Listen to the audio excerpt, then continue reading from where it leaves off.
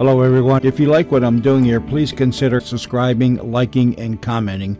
It would really help the channel out quite a bit. Thank you very much.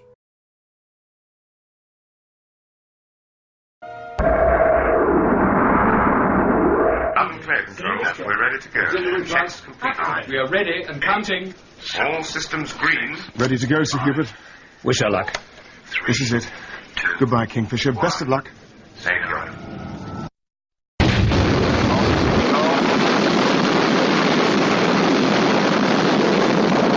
Liftoff. We have liftoff, gentlemen. He wanted to go down. Promise me one thing, Sir Hubert. If they fail, for whatever the reason, promise me I go on the next probe. It must not fail. We can't afford another failure. A week later, Digby was serving up my breakfast. Shall I turn the ticker news off, sir? Breakfast is ready. Good chap. Don't tell me bacon, eggs, hot toast. No, but them vitamin blocks again. Queer doing it, sir. Vitamin blocks. I tell you, my Auntie Anastasia had had 40 fits. She'll be having them too, Digby. Nay, sir, not up in Lancashire. Still a few pigs hidden in the back, no doubt, and a few hens left a laying. Hey, I could ask her to send a dozen. No, thank you, Digby. I'd rather not know about your formidable aunt's black market activities. Just thought happening to cheer you up, sir. You've had a face like Fortum since Kingfisher left. No one's been to Venus before, have they, sir? Digby! Colonel Dare's residence. Colonel Dare to report to headquarters immediately. My cap, Digby! Hurry, man! Get the jeep jet! I don't know what the hurry is, I'm sure. At any moment, Kingfisher will be arriving at the point where the other ships disappear, Digby. So step on it!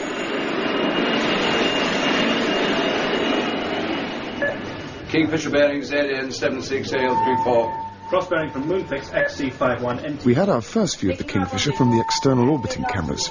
She looked in good shape. Give me voice contact with Captain Crane. I can hear him, but we can't seem to get through to him, sir. Switch from headphone to speaker contact. This is the critical time. We have a firm bearing, Captain Crane. Good. 3 hours touchdown. What the? Impulse cylinders, sir. Impulse cylinders. I have no power. My controls are dead, sir. All crew, hear this, hear this. Impulse cylinders gone, stop jets. Seal 5, 7 and 8 bulkheads. Break out emergency oxygen and pressure suits. Fire, sir! Fire!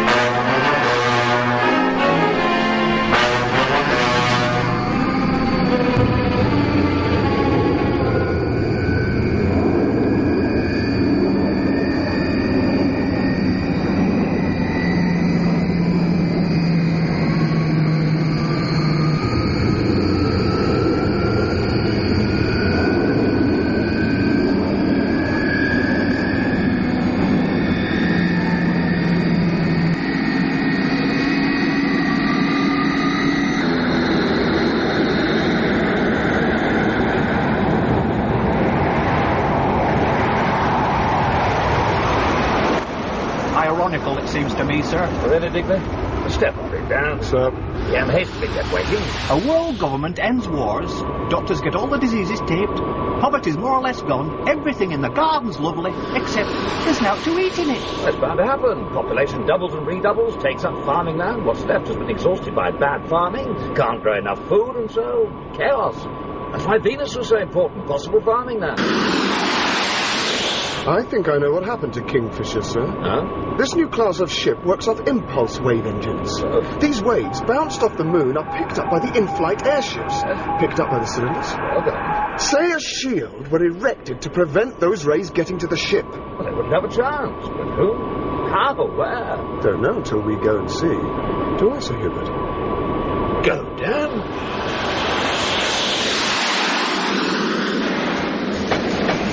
Old-fashioned rocket ships.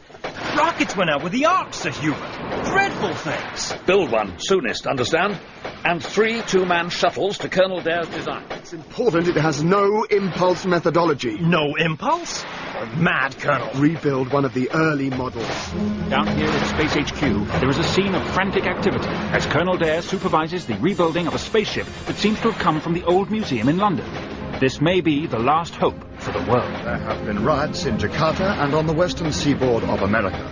A news blackout. Running out of time.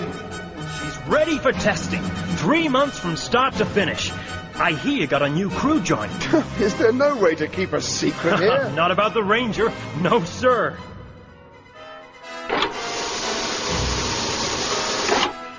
She is a beauty, Sir Hubert. I trained on one of these shuttles, way back. You want to give the personal rocket vehicle a trial run? I cleared it with control. Ignition. Adjust the throttle. And away we go. Tally-ho!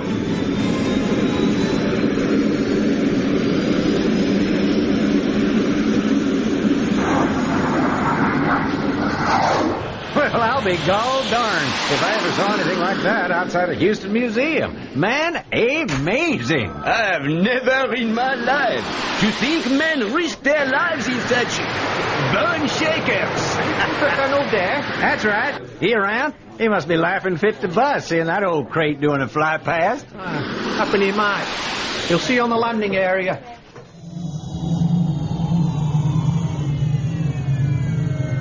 Jumping jets! That crate landed. I have a nasty feeling, my friend. You know this Dare? Flown with him. Hell of a pilot. Hell of a good pilot. Afternoon, gentlemen. Dan! What are you doing in that thing? Flying it, Hank. I have a very nasty feeling. What gives, Dan? Venus? No chance. Off your little trolleys, boys. A suicide ride. I promised my little wife no trouble. No adventures, no risk, no insurance. Your wife? Second wife. You'd like her, Dan. Hold on, I got a couple of 3Ds. I have more important things to think about, Hank, than wives. You coming to Venus or not? Of course he will come. We are honored. Thank you, Pierre. Hank? She'll never forgive you. Okay. Professor Peabody is usually on time, I understand. Some bumbling old dodderer. Remember that trip we did to Alpha Megasauri, Dan, when we took that prof along? He was a damn nuisance. Well, I'm assured by personnel that the professor comes with the highest of recommendations. Sir Hubert, Colonel Dare. Professor Peabody reporting rather late. Sorry. Had to hand over a rather complex experiment on atmospheric pollution and pollen counts to an assistant. I say. Gentlemen, you want a geologist, botanist, and agriculturalist. I am all those. You wish to check my credentials? No, merci, mademoiselle. It is that we are discussing a dangerous, near enough suicidal flight, and we had no thoughts of women on such a mission. We are sure you are a good scientist. Women in space. Damn it all. The PM's private line. I am also a qualified space pilot. What do you do in your spare time, Prof? I'm a world expert on orchids. Prime Minister, Professor Peabody has just arrived. An order? From the cabinet? Oh, yes, of course, women. Ah.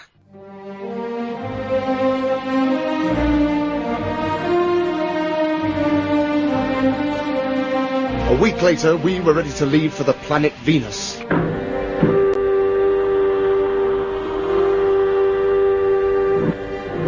Systems locked. Hank, okay? 7, 4, 3, Recording. 0 and holding. Places for takeoff. Places for takeoff. Places for takeoff. Check all systems. All off hold. All systems go. Retroactors in place. 7, 4, activated. Good luck.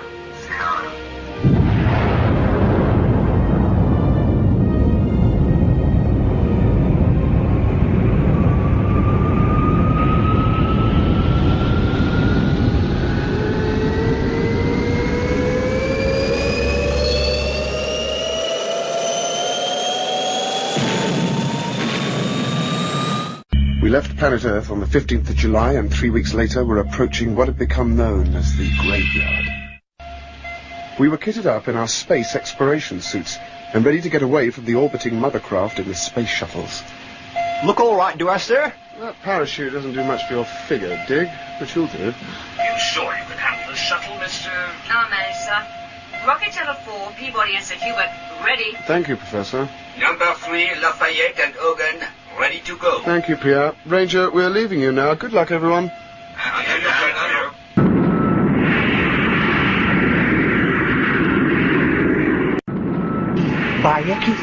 Near the danger zone now, Dick.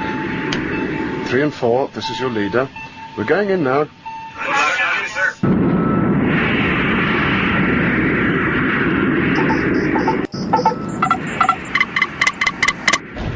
The radio, sir. Blown up. I should have remembered. The radio works on impulse waves. We can't even warn the others. There's fire, sir. And the plate's all down one side of Buffleton and Straining. Hold on, Dick. Hold on. Sir, atmosphere warning. We've hit the air round Venus, sir. Yippee, we can bail out of the old kite all together while we slow down. Ready to abandon ship. Right, sir. Got your PG pistol, sir. No time to pack anything else, sir. Here goes. Jump, DP.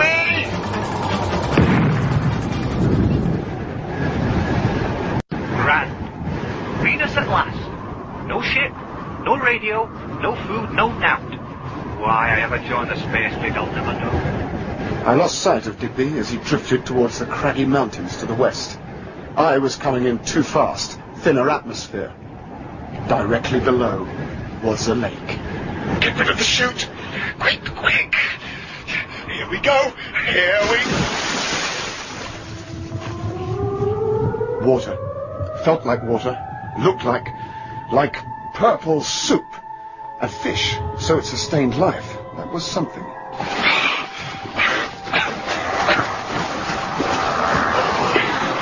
Oh, will you look at trouble?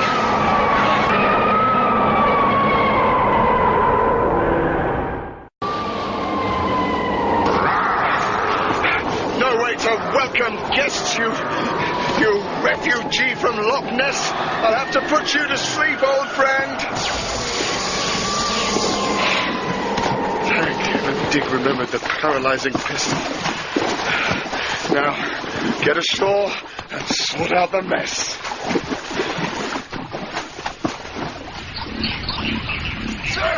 Sir, are you all right, sir? Fine, Dick. How about you? Oh, fair to middling, sir. Oh, bit of a nasty go out there, sir. I don't see any bus stops, sir. No snack bars, for that matter. Nor any... What next? Is that what you mean? In a word, sir, yes. We had an RV planned if one of the other ships got through. Oh, I see, sir. Great, sir. And how do we get to this RV? The coordinates are locked into the infrared compass, all ready to go. All we have to do is follow the bearings. Oh, across the lake? Is that all, sir? Crossing the lake was easy. We built a small raft, set up a chute, a sail, and as the prevailing wind seemed to be in our favour, it took little time to cross the purple lake. Not a sign of our antediluvian, our old friend neither. Time for us should die? Trust you, Dig, a completely unexplored planet, and what do? Go to sleep? I'm conserving energy, as it happens. Eventually we arrived on the far side of the lake. Shanks's pony now, Dig. I don't like the look of this gully, sir. No, them boulders up there. Look out, sir! You think we want it here, sir? Just keep an eye open. Yes, sir. We climbed through the rocks and away from the lake until... Look at that, sir. It's carved, sir. A huge pillar. Never natural light, Colonel. And look, there's a cave behind you, sir. Like it was a gateway or something. We'll take a look, Dick. Careful now. You ever get the feeling that you're being watched? Like eyes all over the... Shush, Dick.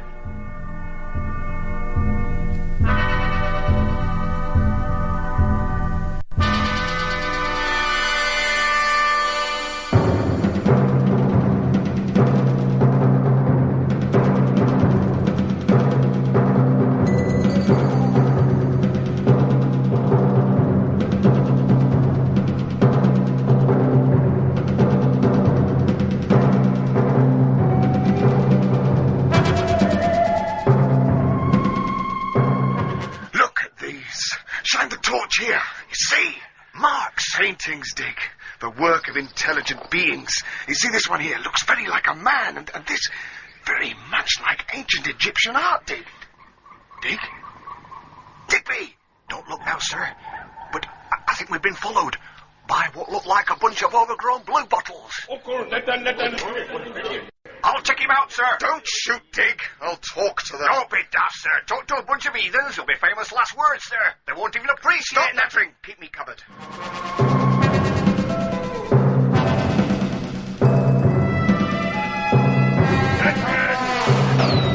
You murderous butcher! I'll get you for that.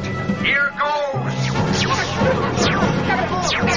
That's shoulder. Colonel Dare. I'm all right, Digby. Just stunned. We looked over at the figures paralysed by Digby. We walked out of the chaos and saw across the valley a vast transporter. Wow! Like Blackpool, South Shore when I was a kiddie. Look out, Digby, behind you on the ledge! Oh, hey! Get off, you great blue horror! Get off, sir! Give up, Dig! Don't fight it outnumbered! We were marched across the valley to the flashing transporter. They stuck us on top. It climbed to a great cliff and then turned on full power and headed straight for the Purple Lake. What happens if the brakes fail, sir? Hang on.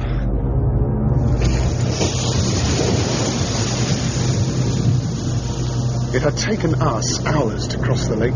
It took the Venusian machine less than 20 Earth minutes to speed over the surface. We arrived at a vast ramp leading to huge green and yellow pillars. Domes glinted under the watery light of the sun. The whole city, for it was a city, hummed.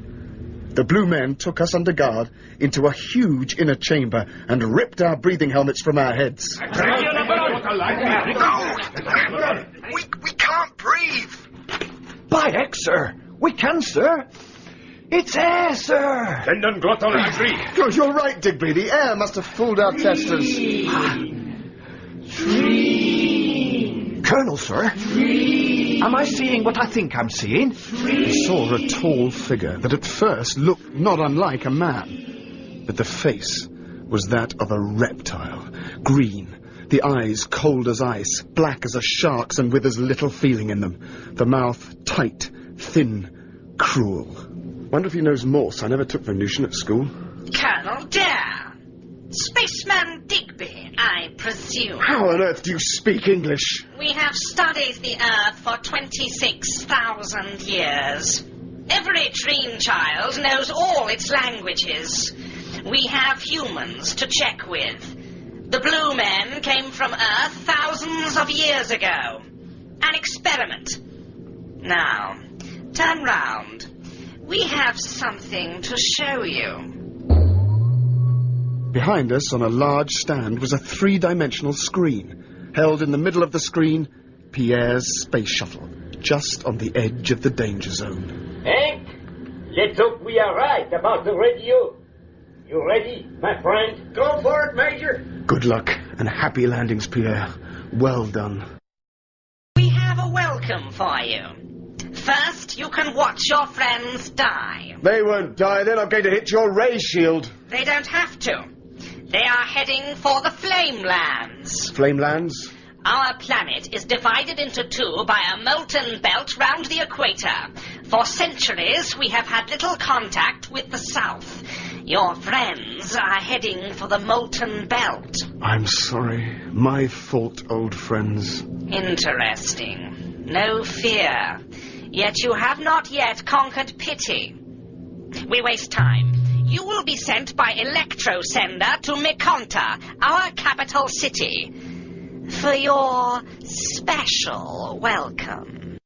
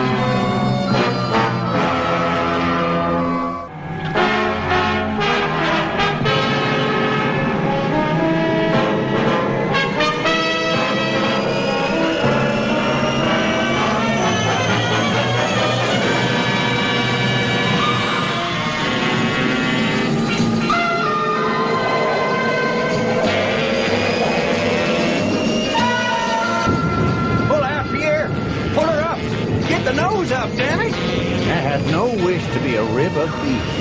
Swing her up! Give her the gun, man! Wow! That was a narrow shave, friend.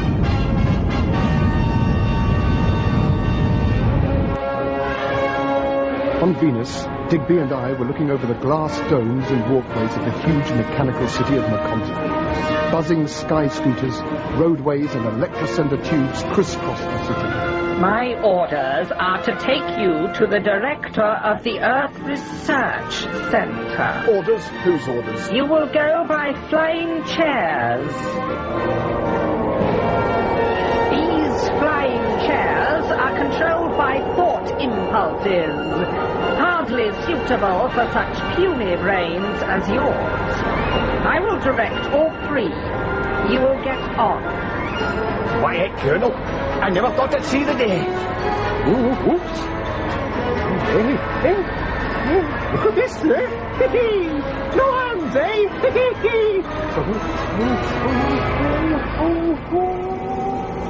Hand me the helm. I'm in command here, Miss Peabody. Switch the gyro stabilizer. Start the reactor jets. You'll answer for this later, Miss Peabody.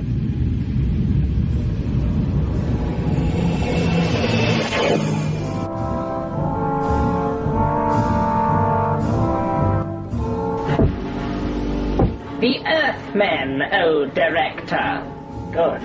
Spectroanalysis first. The experiments are ready.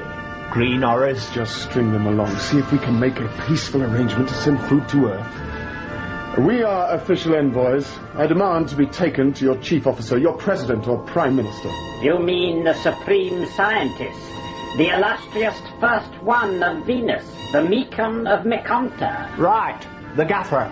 You insects. You would not even be allowed in the same building as that magnificent brain. Master, a third rocket is about to land on the northern fringe of the Flame Lands. We have no need of any more specimens.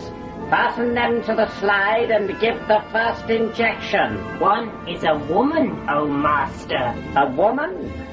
That will be interesting. We will watch them as they crash. We can't pull out! I can't pull her out, Sir Human! I can't control! I'm sorry I said some harsh things, Miss Peabody. You're a damn brave woman. Maybe we'll come through, and if we don't, we gave it our best shot. Hold tight!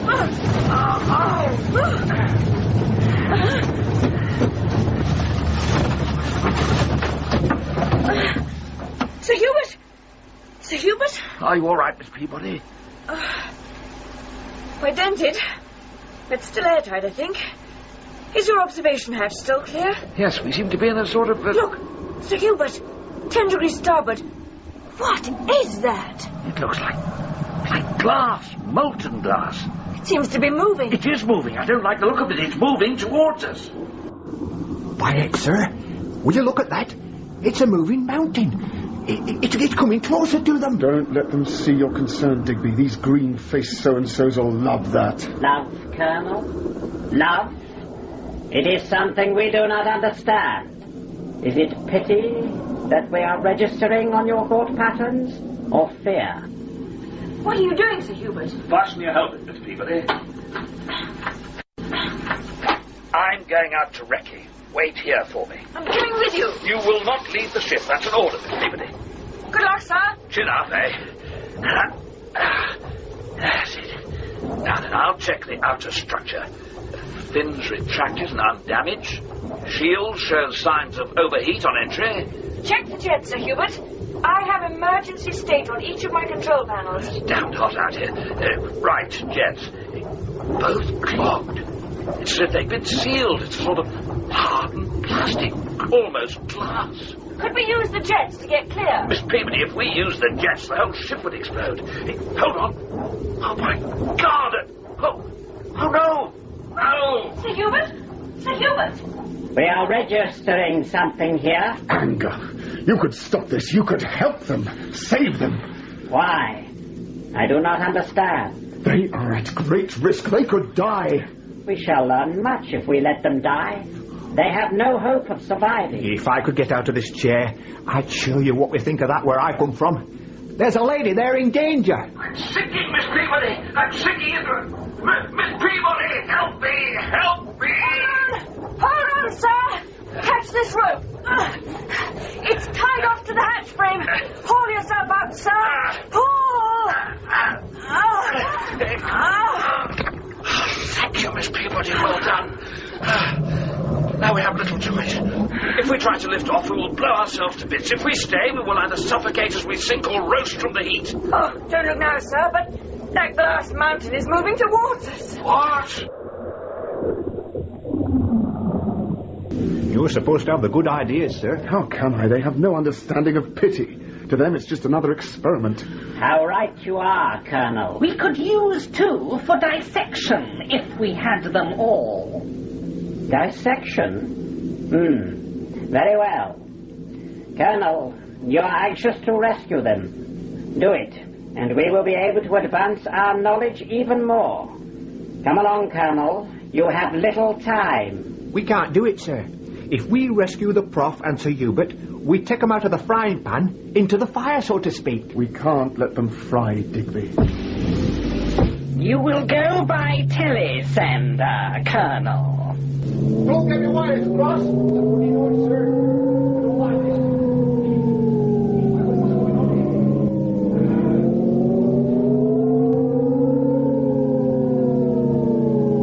We have arrived, Colonel.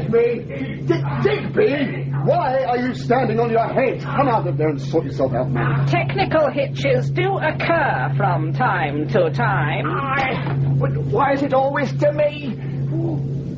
We were taken to a gallery of space vehicles and land transporters. The Flight Museum, Colonel. Are they all in flying condition? Intergalactic flying machines are kept in new condition by the airlock. Hey, sir, how about that? It's a beauty. A helicopter, sir. Perfect. It might do the trick, Dig. Jet-propelled copter, obsolete for 1,000 years. We took it. They fitted fluorine sprays to neutralize the silicon mountain. Digby clambered aboard first, and we had our next surprise. Who the old lad are you when you're at home? I am Sunda, your pilot. Try no silly tricks. We are ready to go. Stand by.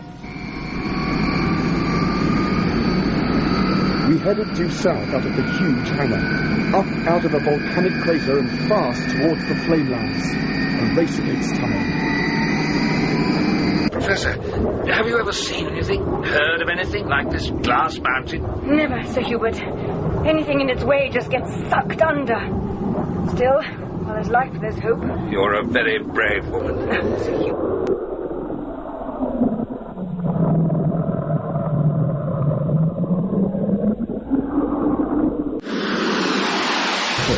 Just watch how he handles the ship. I'll try and make friends. Fat chance, sir. My Auntie Anastasia would have had a word for him, sir. Uppity, sir. Uppity. I can try. We haven't been properly introduced yet. I know who you are, Colonel. I told you my name is Sunda, and you will obey my orders. I see you are extending your hand to me. We have always thought shaking hands illogical. An old custom, a friendly gesture. Usually employed by businessmen and politicians when they are about to cheat one another. Sit down, Colonel Dare. Any luck, sir? He's about as friendly as a frisky stoat. We are approaching the silicon mass now. Sir, look, sir. Where that outsized mint humbug's leaking over the sand, sir. Poking out, sir. It's the ship. The silicon will cover them in the next few minutes. You have little time to get them. You seem concerned all of a sudden. Our experimenter wants to use them. My orders are to bring them back. Yours to obey me. We will see what our fluorine spray guns can do. We looped round the edge of the advancing mass, and Sondar hit the firing button. The fluorine seemed to fill the charged atmosphere below with a fine mist and release the death grip of the silicon mass. Below us, waving up from the rocket, were... It's them! They're alive! We have done it, Digby! Damn good show! I happen it is. Just one thing, Colonel Dare, sir. They're on a sinking rocket surrounded by some hot liquid stuff, and we're up here. Rope ladder. Part of the kit. I checked before we left. All we have to do is to pay it out to them. We winched down the ladder, and Sonder held the copter steady as a rock as the Professor and Sir Hubert clambered on board. Oh, Dad, my all, that's wonderful. Where the dickens? You can open your helmets. Everything's laid on, including air. Welcome aboard. Thank you, Colonel. Just in time. Oh, golly, Dig, you've no idea how glad I am to see your happy, smiling face. Well, it's not exactly Freedom Hall, as you might say, miss. Oh, why? You might even say you're out of the fire and into the frying pan, in a manner of speaking. What are you talking about? Him, sir, at the controls, and his little friends back home, sir. Call themselves trees. What did you mean about the frying pan? Not the sort of tact, Digby. His friends, boffins, run wild, quite inhuman. They have no emotions at all. Then are we prisoners, sir? Just for the moment. At least the trees think so. So what do we do about it? Now you and Miss Peabody are here as reinforcements, I'm going to take executive action. Do nothing so foolish. Your intentions are quite clear to me. You are quite powerless.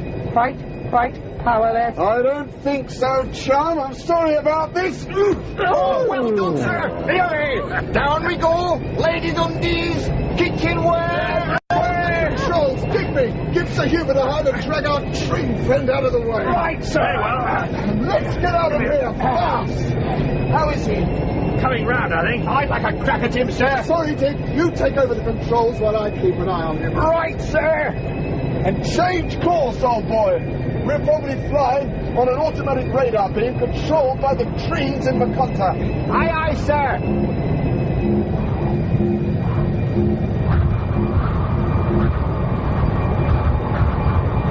Heading now due south. The wind's getting up, sir. Dirty weather. Change bearing, due west. Will do, sir. It's a twister, Dan. A huge tornado force on the starboard bow. Ahead, Dan. Another tornado. It's moving across us. It's heading us on. West, Dick. I can't, sir. There's another twister there. We're being shepherded like sheep. Well, they're all round us. We can't take this old rocket into any of those winds. They're running at hundreds of miles an hour. Clear to the north. Tree handiwork, or I'm a Dutchman. So, we turn north or make a dash for it? Your train friend's away, Dan. Ask him which we should do. Sonder, can you hear me? Yes, I hear you. You want to know which way to head? Yes. They want us back at headquarters for experiments. Us? You as well? I was afraid when the ship was in danger. I displayed emotion. I'm scientific. They will want to trace my fall. We're in the same boat. That does not matter. I will be proud to serve Treen Research. I'll give the research program a miss, I think. Head due south, Dick, into the tornado barrier. Here we go! Professor! We're being sucked in, sir. I can't hold her. I can't. We're going down. I'm gone.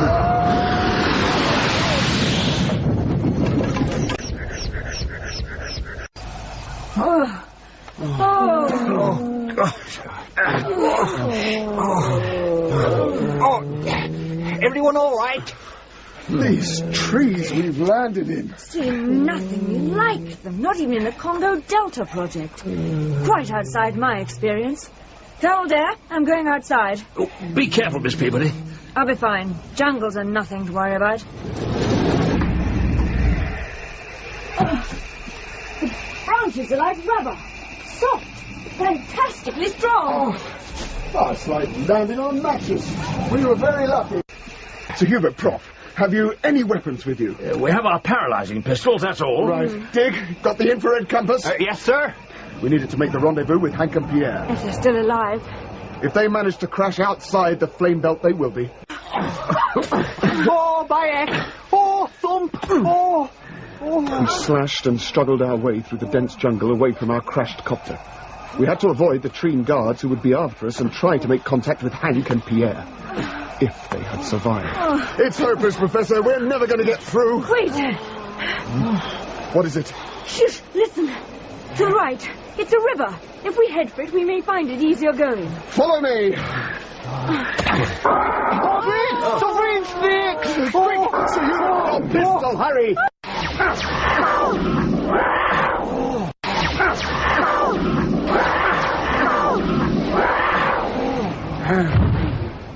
Over here, under this fallen tree.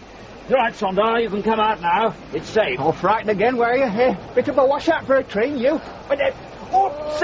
I do not understand why you save me. We do not understand unscientific actions. Sondar, you may have forgotten it on Venus, but there are other things in life besides applied science, and we may need your help.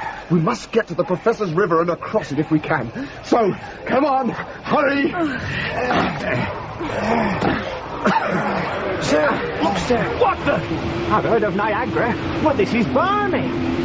Stop chatting and get on. We have to climb those falls, all right? Aye, sir. No time like the present. Might as well get going.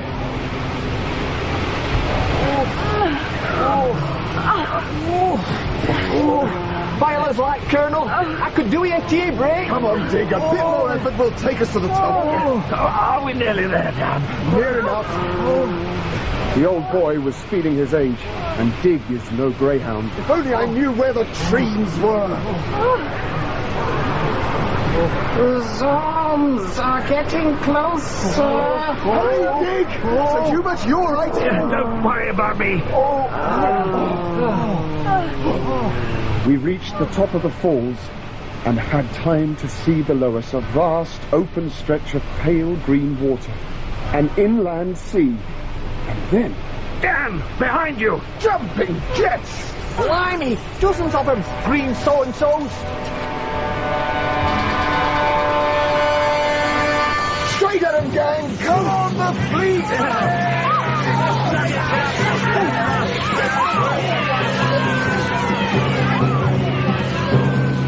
The trees released a song from its leaves and faced the platform. Dan! The Professor! Out of my firing line! Dan!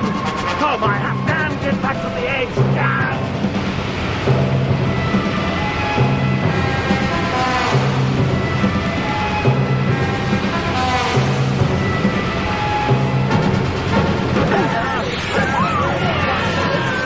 You all right, Jimmy?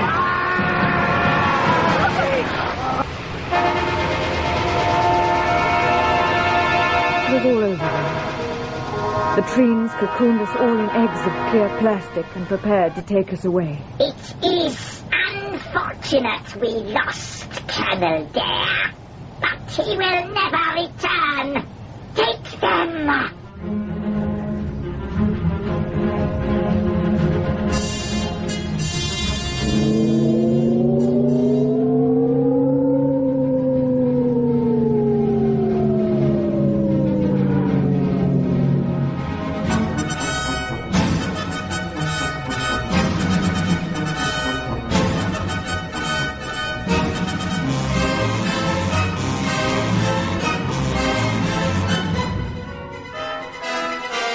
You couldn't help it, sir.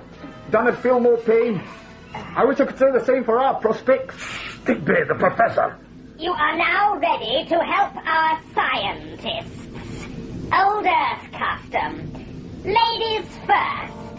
I'm not afraid of you. I do not understand.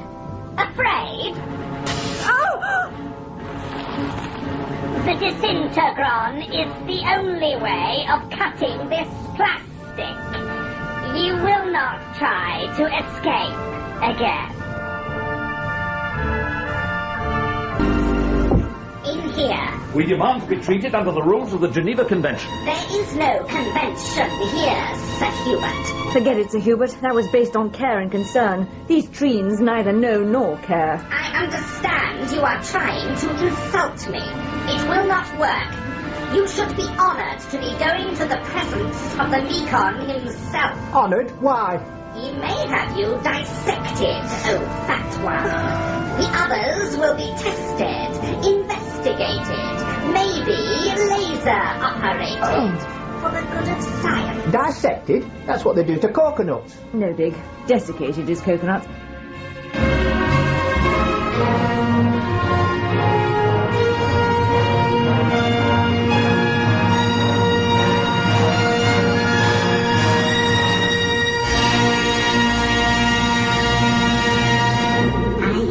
Studying the situation. Your foolish colleague, Colonel Dare, is now dead. You have no leader. You are entirely in my power. Here is a Telezero beam transmitter, at present focused on a full-sized replica of an Earth city. It has been built on Venus for testing purposes. Watch that screen and see the fate of your miserable planet and its pathetic peoples. Watch.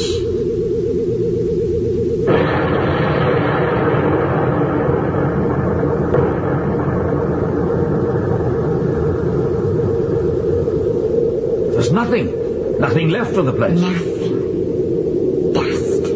But people, whole populations will die. Yes.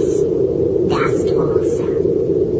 You can devastate the world too, of course, with your puny little bombs. This, our supreme weapon, can destroy the world or a single house from space stations a million miles from any of your weapons. Every part of the Earth is defenseless. At my mercy. But what's the use? No train can go there after such a... Show them.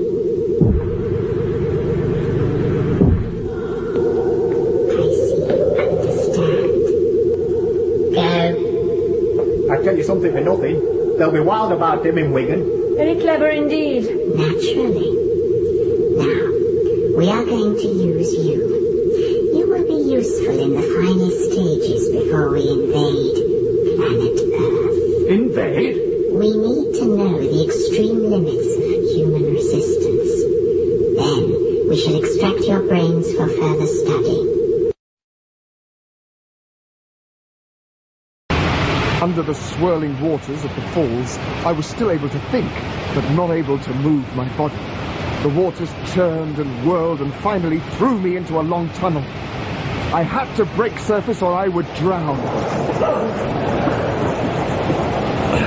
Thank heavens I can move again.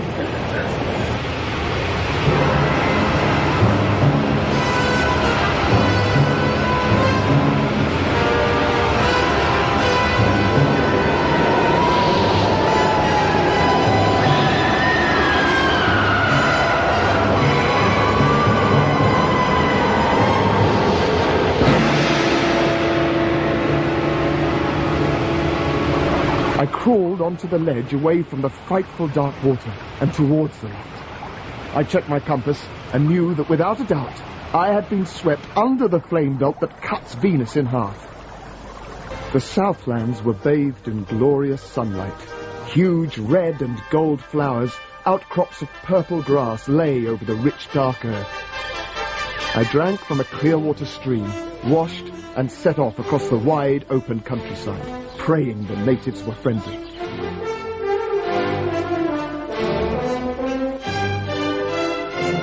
So I found myself in the main square of a vast city, a humming, vibrating city, without a single person to be seen. I climbed to the top of a tall stone building. Looking out, I could see far away what looked like irrigation ditches and fields. There had to be people, inhabitants somewhere, or why bother to irrigate fields and grow crops? I headed for the open country. A harvester baled the crop automatically and tipped it onto a series of automated moving platforms which headed away into the distance.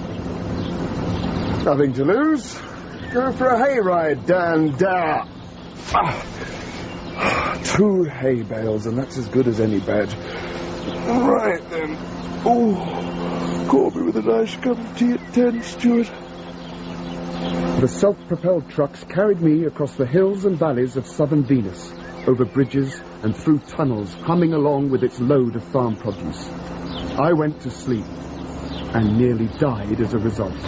At its destination, a metal-toothed grab loomed over the bales of hay. What the dog? That was a narrow squeak. Hi, Earthman. Who the devil... You speak English? We have 2 other Earthmen in our house. What? You won't tell my father I was at the transporter junction. He says it could be dangerous. He's right. Look, I need to meet these other Earthmen. I can take you. Come with me. Hank Pierre. Mon brave, mon colonel Madeleine. Wonderful. Incroyable, mon vieux. Where are the others? How did you get here? We thought you were dead. What happened? I told them all I could. They introduced me to Volstar. He was a leader amongst these trusting and generous people called Therons. We had despaired of you and your friends, knowing that you had landed in the north among Treens. We have not been in contact with the Treens for centuries. The flame belt has kept us apart. We are worried to find you have managed to pass through the flame belt. Our defenses against the Treens will not stand up to their sophisticated weapons. I didn't come through the flame belt, Volstar. Then I came under it. Howling hyenas? Under? How? I was carried by a subterranean river. It is very important that you meet with our leaders. As soon as possible. I understand the situation on your home planet is desperate, Colonel Dare. We need help. We need space to grow food for Earth. Here, perhaps. That will be for our parliament to decide. You will be seeing our president, of course. We must hurry. I have 2 urgent tasks. Fix up a supply of food for Earth and rescue my friends from Mekonta. 3, Colonel. We have heard via our radio satellites that the Mekon plans to destroy Earth. Right. Someone has to get back to your mothership to warn your planet. Your shuttle rocket, Pierre? We'll be ready in a few days. These guys may have given up living in cities or being ruled by machines, but they sure know their way around with a monkey wrench. Volstar, I must talk to your president now.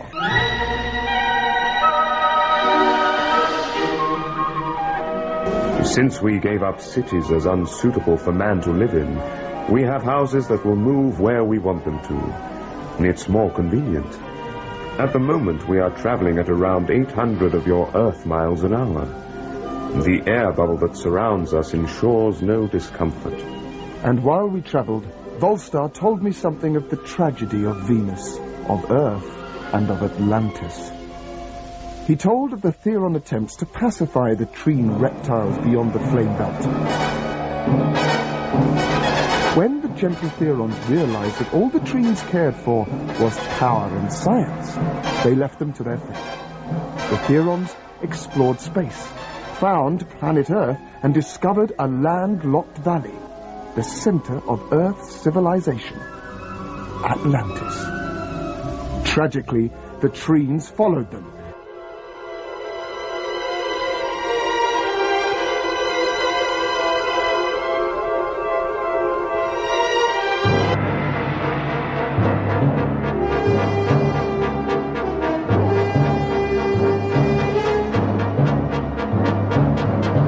And systematically transshipped the Atlanteans back to Venus, where their descendants have been slaves ever since. The remaining Atlanteans, blaming the Therons, sabotaged their remaining spaceships. They smashed the housing over the atomic reactor engines. The result was catastrophe. The end wall of the valley collapsed as the Atlantic Ocean engulfed Atlantis, destroyed a civilization, and created the Mediterranean. A people destroyed, save for the sad prisoners of the Treens whose descendants are the blue slaves of Mekonta.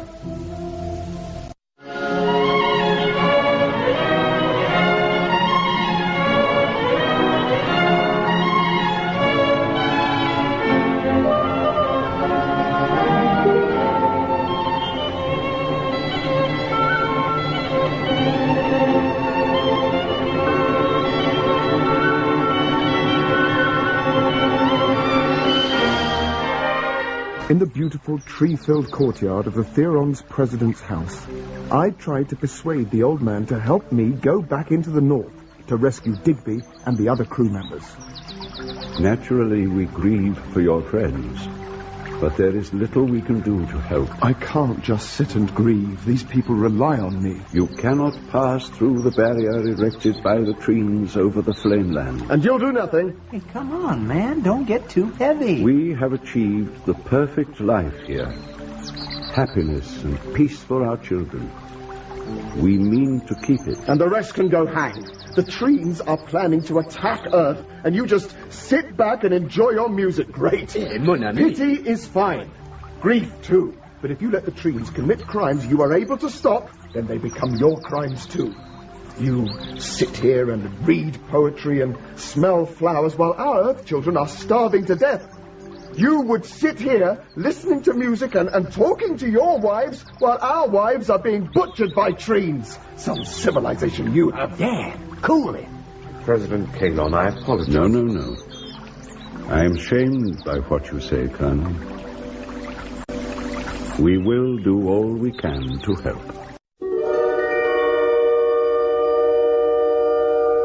Are you sure you can do it alone, Colonel? I can if I can go back disguised as an Atlantine. So what are these Atlantines like, man? I'll try and describe. No, there's no need. We can make Tridemen with your help, Colonel, with this telepathy helmet. This what? If you will put this helmet on, Colonel Dare, and bring into your mind your memory of one Atlantine... Fine. Go ahead. No, you go ahead. Just concentrate. And remember. Look! In the corner! Look at that! A blue man with a... He's got a gun! It's all right, Hank. It's just a part of the Colonel's imagination. An Atlantine soldier. Thank you, Colonel Dare. Zut alors! It has just melted away. And the bulge on the forehead! We can use that bulge to solve a problem. We have a scientist standing by to make necessary changes. If you have the courage, Colonel Dare. Try me. Under the lamps, Colonel, it is here we will make the cosmetic changes.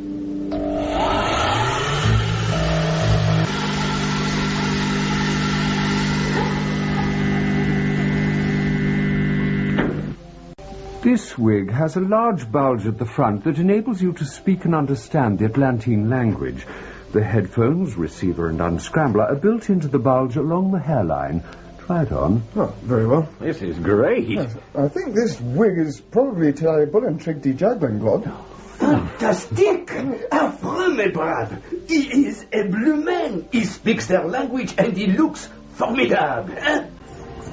Electronic navigator, radar net for cavern navigation, rebreathing gear, autopilot.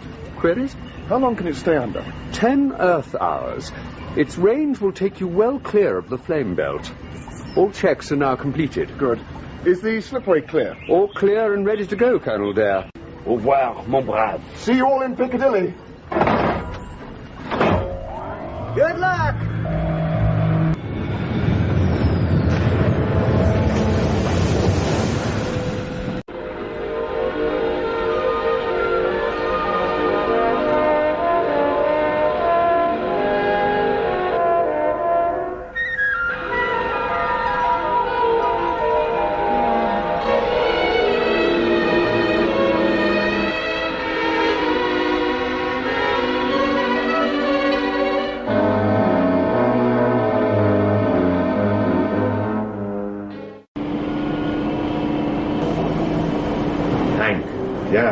I've just heard that your shuttle is repaired and ready for firing. Great! We need to make visual contact with Ranger. Tout de suite, as we say. There has been a homing device fitted.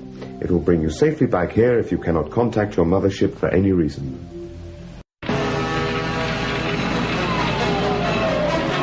Motors, go. Seals, go. Repair, activate. Comms internal systems, go. Okay, man. Let's burn some juice.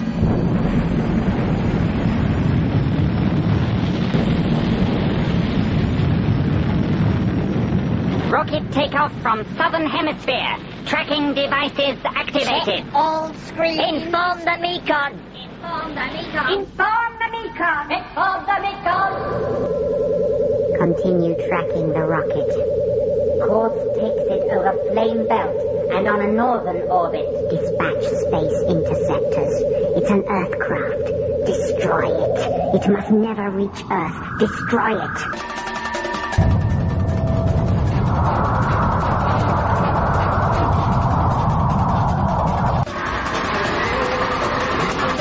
Ranger, this is Shuttle 3. Do you hear us?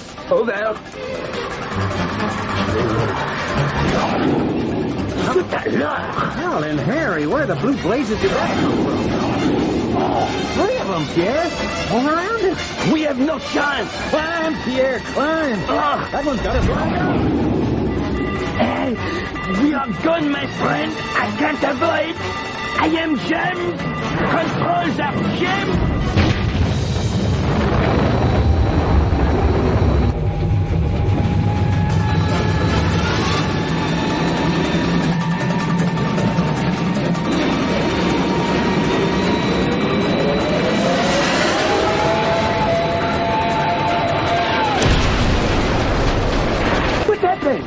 Interference have put a shield around us.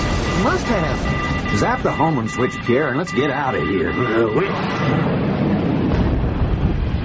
The last one's heading for home. When that ship returns, execute the pilot.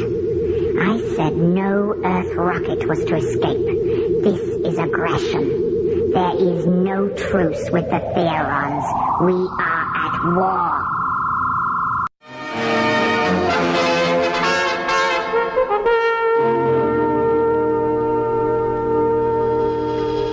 Right then, George, I hope you've got your master's ticket. We're on our own.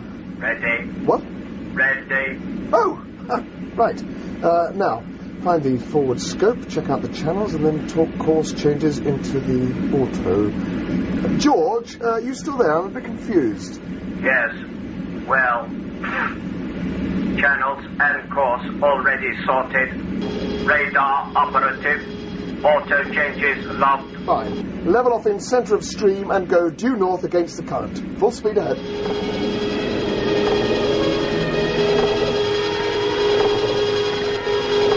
Now under Flame Belt. 200 miles from estimated discharge point. Thanks, George.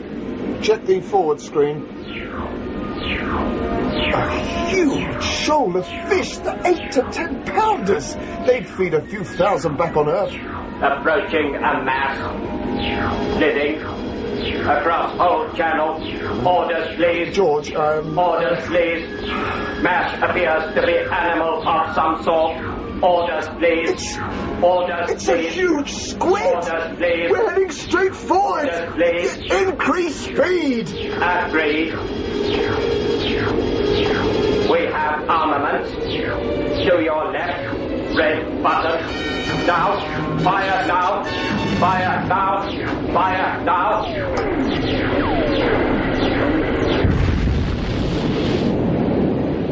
All clear.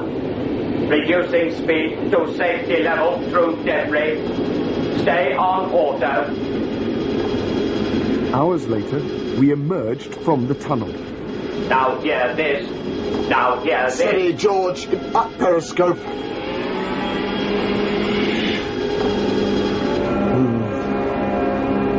Nightfall, as per schedule. Of course. We have a problem. George! Waterfall dead ahead! All right. Don't panic. No problem. Fasten safety harness. Activate all green modules. What on earth? Joystick now activated. Press flight button on top center to avoid fall. Button pressed! Oh, wow! You chaps think of everything! Searchlights! Crash dive, George! George, dive!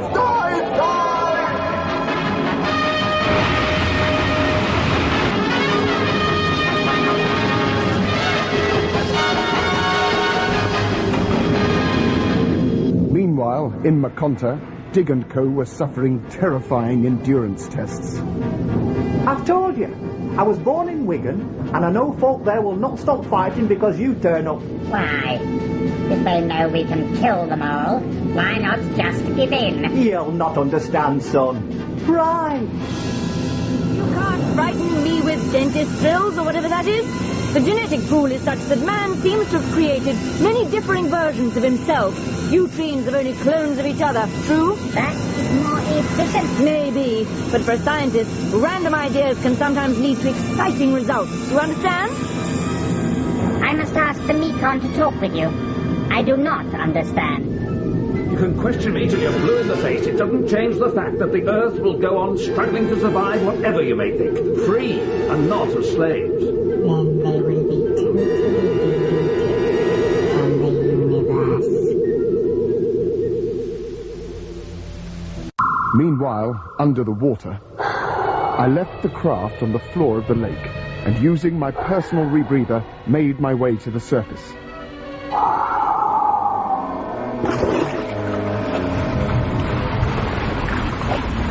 Once out of the water and away from the watering holes of the huge reptiles that lived in the wilds of the Treen Hemisphere,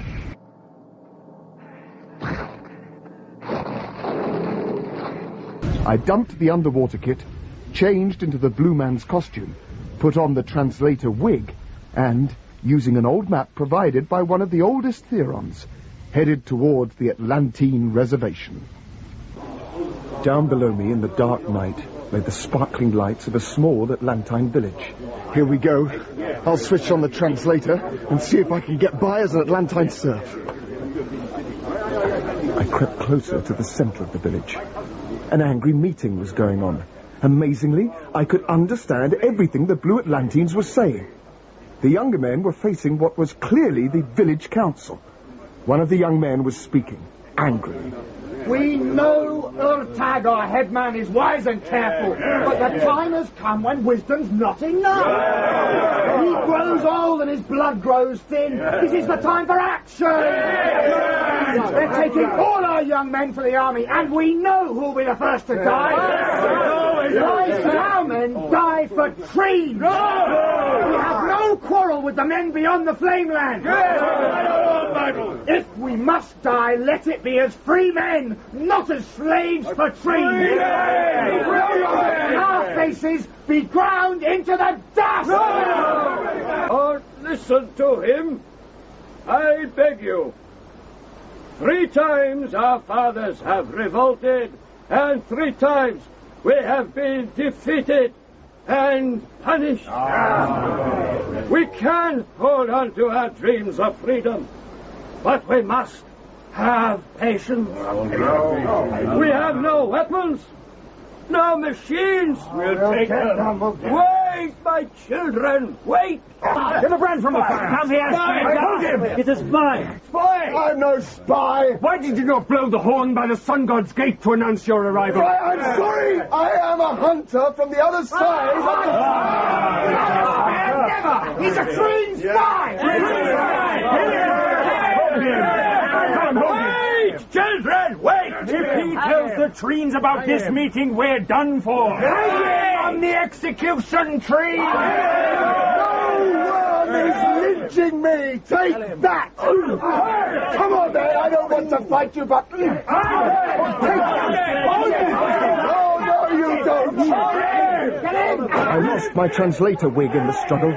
Suddenly I could understand nothing. Then they stood back from me, raised their arms, and began to cry out...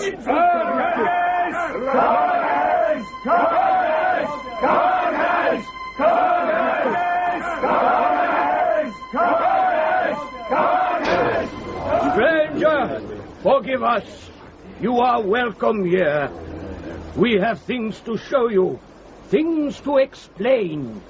Come.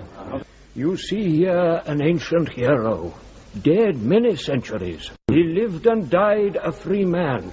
The Treens never caught him, and our legends promise that one day he will return to lead us to freedom.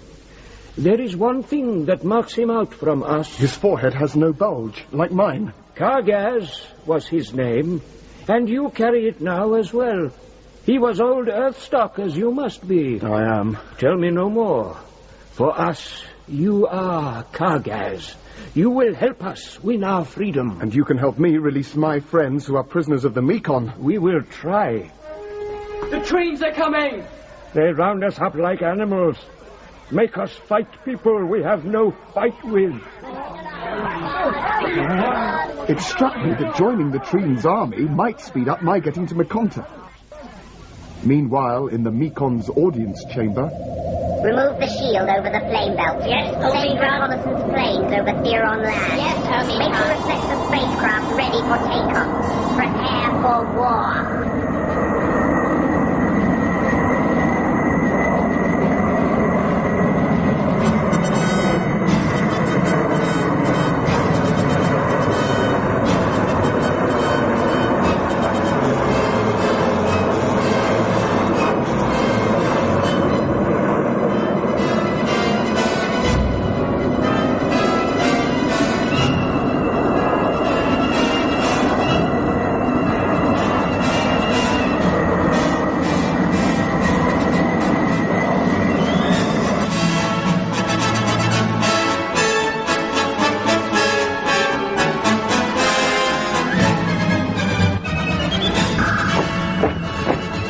Stormtroopers marched us Atlanteans to the nearest police post, and from there we were herded into electro-centers.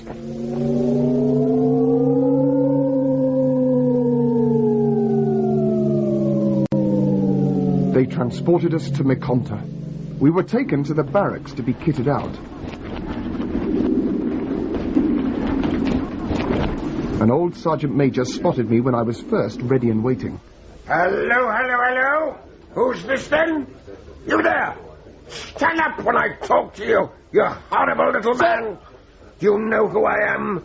I am the cohort Stapon-in-Chief, and you horrible little... I know a reservation lad when I see one, and you are not one of them. Who are you? I had no option. I briefly lifted the front of my helmet. What? Well, Kargaz. Will you help me? To the last drop of my blood. I've prayed all my life that you turn up.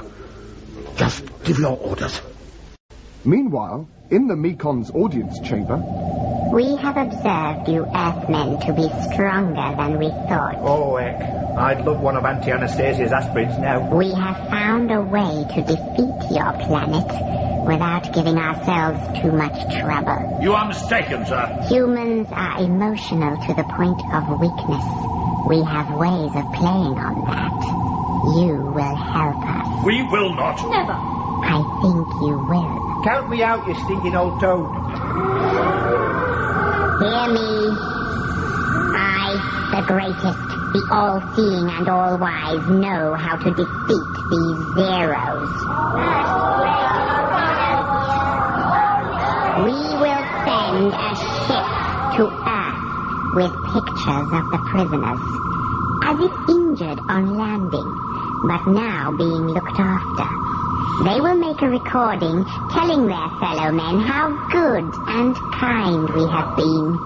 We will promise those fools on Earth food, but first we will tell them we have to build a transfer station on the moon. And then we will have our telezeros installed, and the Earth, with its great magnetic field, its minerals and its industries, will be ours to pluck. Its population, our slaves, we will rule the universe. You're balmy. You will pose for some pictures, record your messages, and then you will be spared to work in the mines at our North Pole. I can smell rats of you, but close by. Green, nasty, and putrid. Words, Digby, do not hurt me. Now, we will put Miss Peabody into the gas chamber. What, eh? And you may watch her slow and excruciating death on the telescan. I'm sure you'll enjoy it. You swine! Hold on a minute, sir. A message, you said, to home? Yes, I want to tell Auntie Anastasia how much I miss her. Digby, I order you not to give in. We don't have a chance, Sir Hubert. And Miss Peabody might be gassed. Then he winked at me, old Dig. Something was going through his mind. Left! Left! Left! Halt! Position of first degree! Move! Good! Good! Good! We'll make a soldier of you yet! Father, I've found the Earth prisoners. They're done for, I'm afraid. I will call you Dan, your Earth name. The Treens will have you locked up double quick if they hear the name Gargas. Now, if they take your people to the pole, as my son says they will, they'll never be got out of the mines, never. But the Treens will want an escort for them. On the double!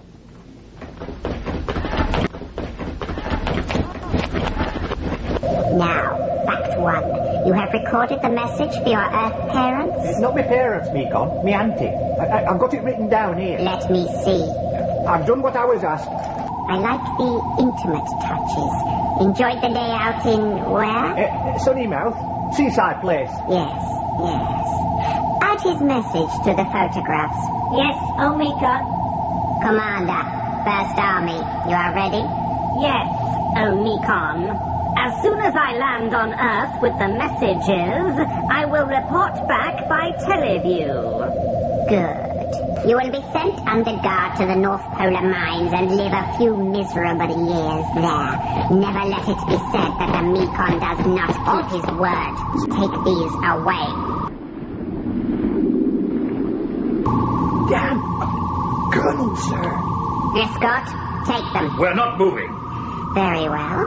You have disobeyed the Mekon. That is enough. I'll waste no more time. Kill them! Ready, bluebirds? Now!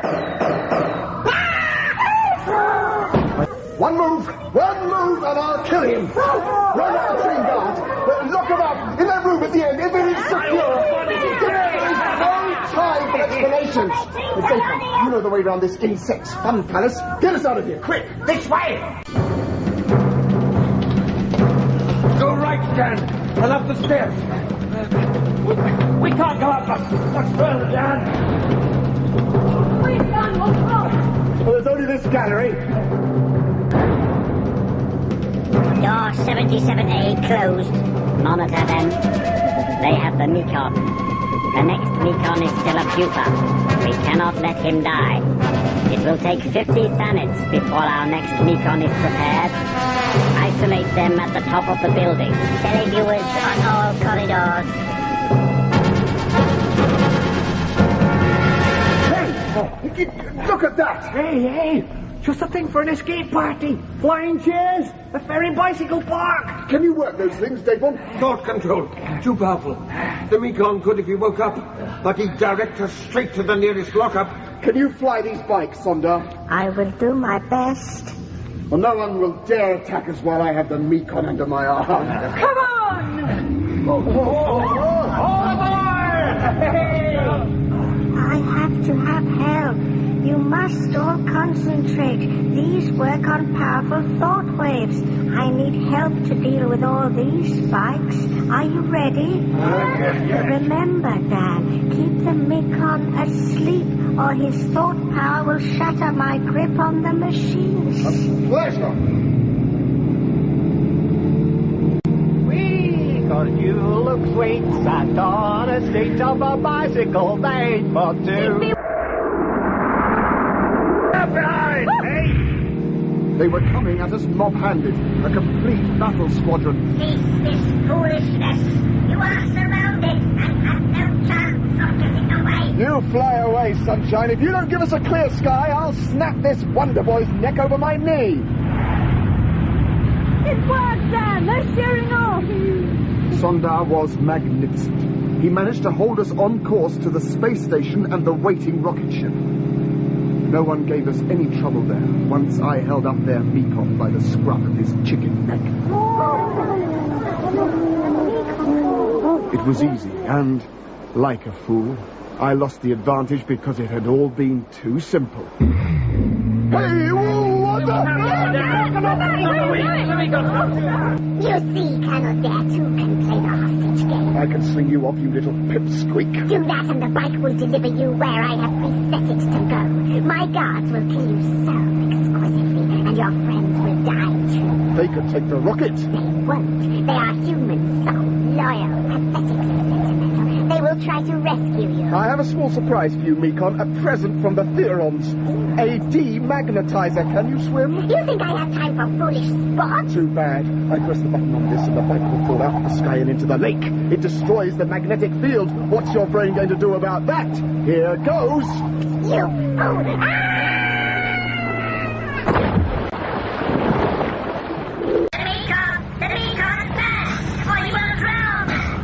They picked up the little insect and then turned for me.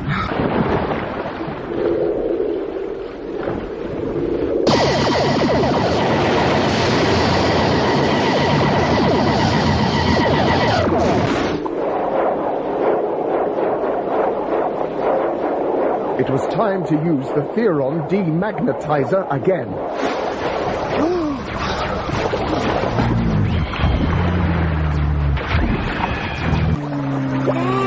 Sonda, you old beauty! I grabbed the trailing edge of the bike and Sonda steered it ashore.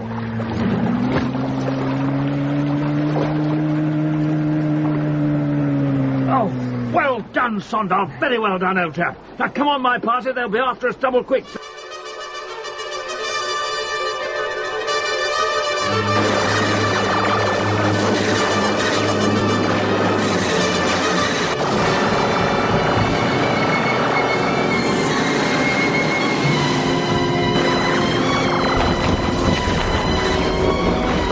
So, into the spaceship, top.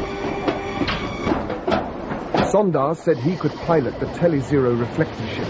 It was the Mekon's secret weapon against the Theorons, and a major coup to capture them. Meanwhile, south of the Flame Belt,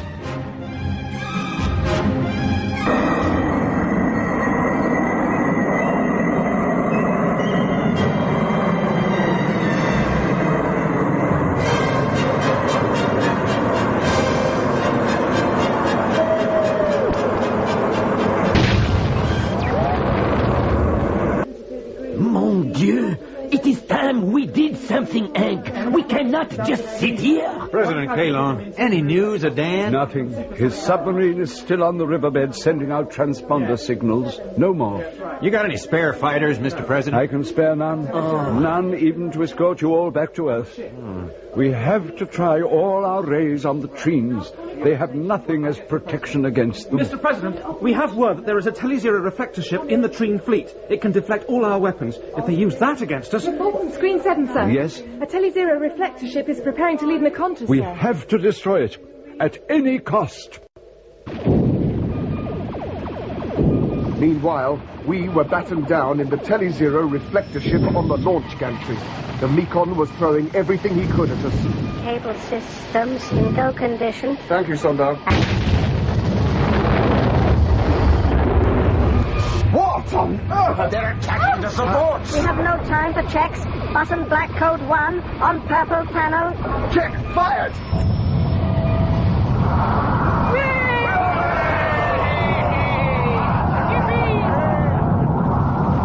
The Mekon continued to pour fire into the space station below us, killing thousands of his own people without a thought. We were happily riding into danger as Sondar boosted speed and shifted our trajectory.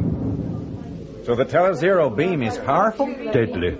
Its only weakness is that they need a platform in space from which to reflect it, as it only travels in straight lines.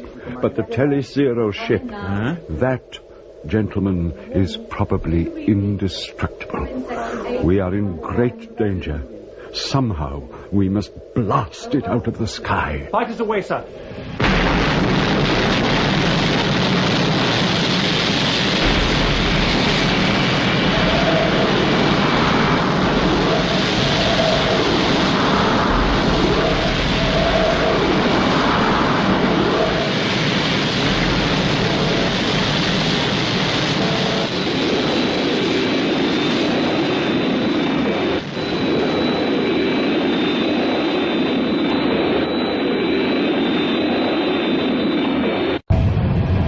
We began to prepare for the attack we knew would come from the trees. They, after all, had the Tele-Zero weapons capable of doing the business. Battle stations, everyone. Best of luck. Do what you can, Sonder. I will. Here they come. Treen fighters, dead astern.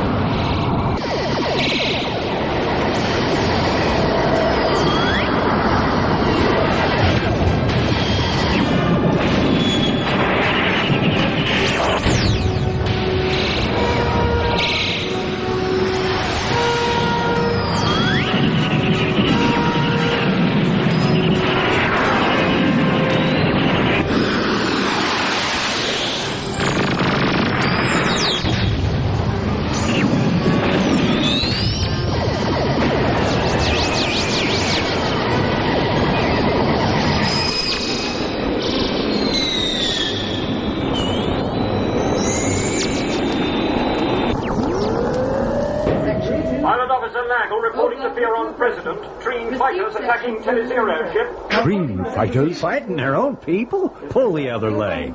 Hey, hold on, no. Here, my friend, are you thinking what I'm thinking? Dan! Right! Dan Dare. Got to be, don't you see? They are fighting to stop their ship leaving, and who would take it? Dan Dare. Come on, man! Come and get it! I'm running out of ammo! Just take one out for me, Sir Hubert. Leaking rear section, no leaks, small panel ripped and buckled, no protection there from Telezero rays, evasive turn to right. Look, there are planes, different planes and cruising fast. What are they, Dan? Beyond Squadron 4, approaching target. You have to call them off, sir. For Pete's sake, call off your fighters. I'll do better than that. Control to Fighter Wave 1, President Kalon speaking. Orders cancelled. Reflector ship believed carrying Earthman Dare. Engage and take out Treen fighters. Orders received and understood. Great stuff, Prezi, old boy. I want to take a fighter. Go and bash a few noses. Come with me in the command ship. Cheeky devil waggling his wings at us. Keep your mind on the job, boy. The best sight I've seen in a long time. Go for 'em, Theron! Come on, you lords! Come on, you Therons!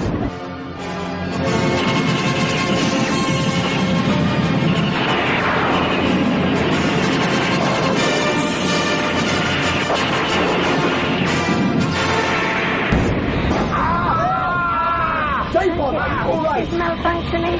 Don't worry about out in place. Circuit cleaning overdrive. Commander, assist crippled Telezero ship. We will take our occupants on board. Theron Fighter Wave 6, take out any stragglers and then act as rear guard. They're running! The Treens are running! Commander Tagore reporting Omicron. You faulty, unbrained fool. You should have kept a reserve. Get out of here and destroy yourself, Chancellor. Omicron, we have every power source channeled into building up the Telezero power chain.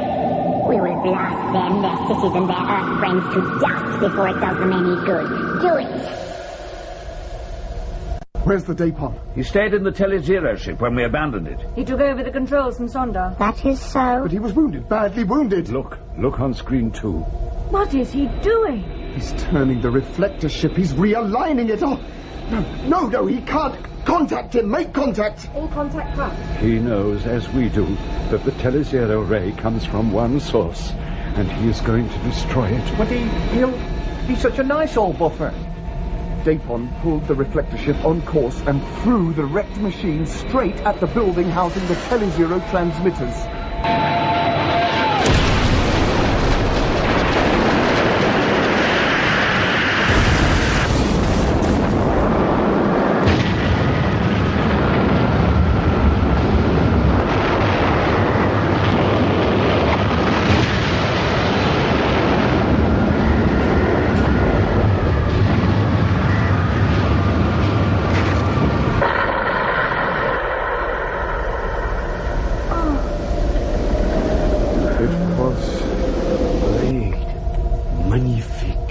To the foot of the end of the Telezero for some time.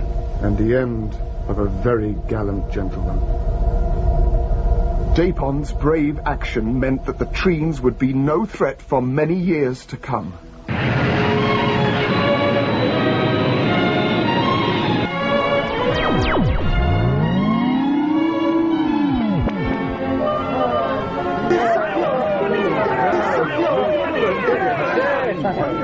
Incroyable, mon Dieu. We Theorons owe you a deep debt, Colonel Dare.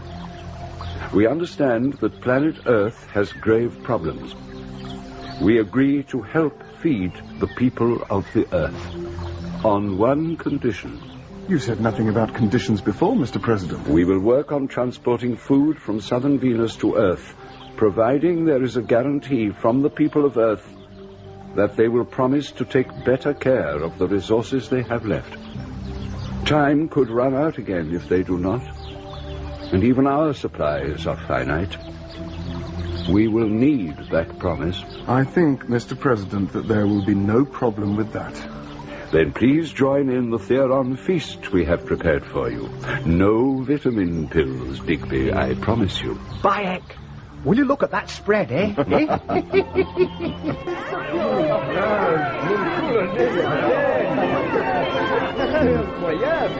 Gentlemen, I am sorry to say there is a problem.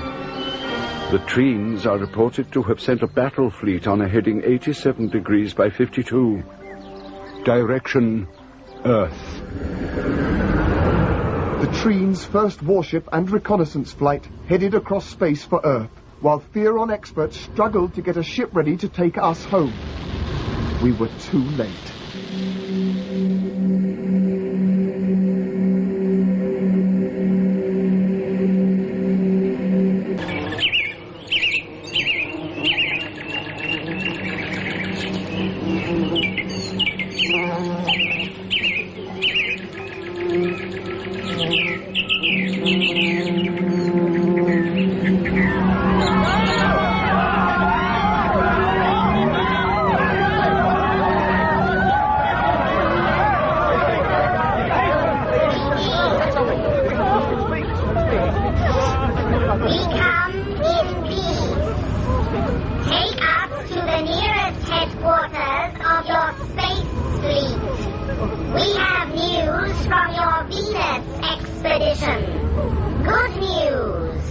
Everyone wanted to believe the Treens. This is the English section of the World News, broadcasting to you on the BBC. The Venusians, who call themselves Treens... Reassuring messages recorded on Venus by the Ranger crew under Captain Dare have been brought by the Treens. The world president is speaking at this historic moment, signing a treaty with our friends from Venus, in which they agree to ferry food and material to Earth as soon as they have set up a receiver station on the moon. And we are broadcasting for the first time the message from Spaceman First Class Digby. Hey, the Treens are a grand lot. We are in an oxygen room in a fine hospital looking out over a beach. It reminds me of our hotel room on that holiday we had in Sunnymouth, Aunt Anastasia. Do you remember? What? In May, wasn't it? Eh? That's it. May Day Sunnymouth. What? It is like Sunnymouth here. Fiddlesticks. By heck.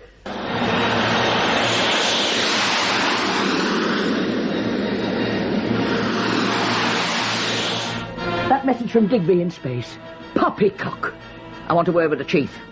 Young man, I can have you out of your job in the time to say night. Now, jump to it, Sonny Jim, or else. What? Aircraftman Digby's auntie. You the manager? I am Colonel O'Reilly, Supreme Commander. The message from my Albert was a fake, was a warning. The Treens, or whoever they are, of deceiving you. Now, madam, I hardly think you can know. I brought Albert Fitzwilliam Digby up from the age of 5. He was only once in Sunnymouth, in October, not May, and he hates the place like poison. Have a newspaper cutting will tell you why. Here. Mistaken identity, Albert Fitzwilliam Digby of West Bank, Wigan, released from custody, held for a week as man police have been searching for. Suspect in the Hammersmith murder. He was in prison, accused of murder all the time he was in Sunnymouth. Wrongfully. And not May either. All wrong. A warning of some sort. May? May Day, he said. May Day. May Day is the international call sign for emergency. Sunnymouth.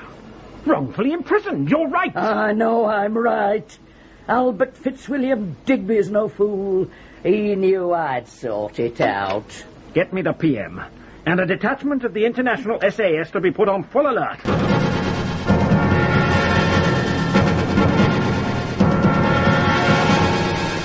This is Dan Dare calling Earth. This is Dare calling Earth. Are you receiving me? Over. Oh, you Stig. We'll just have to try and speed this old ship up somehow. No chance of that, sir. Dan Dare, What's that? this Huh? is Earth. Listen, what? We have just eliminated the Treen menace. Eh? Thanks to you and your man Digby. Congratulated on his warning. All a huge debt. Thank you. Thank you. Over and out. Digby, we have done it. Aye, good old Auntie Stacy. Oh, forget it. The Theorons will help feed the Earth's great work. I think we might say mission accomplished, sir. Goodbye, Mekon. Hello, Earth. Oh, I know what I fancy, sir. I know too, Dig. Fish and chips and a nice long Sleep. Sleep.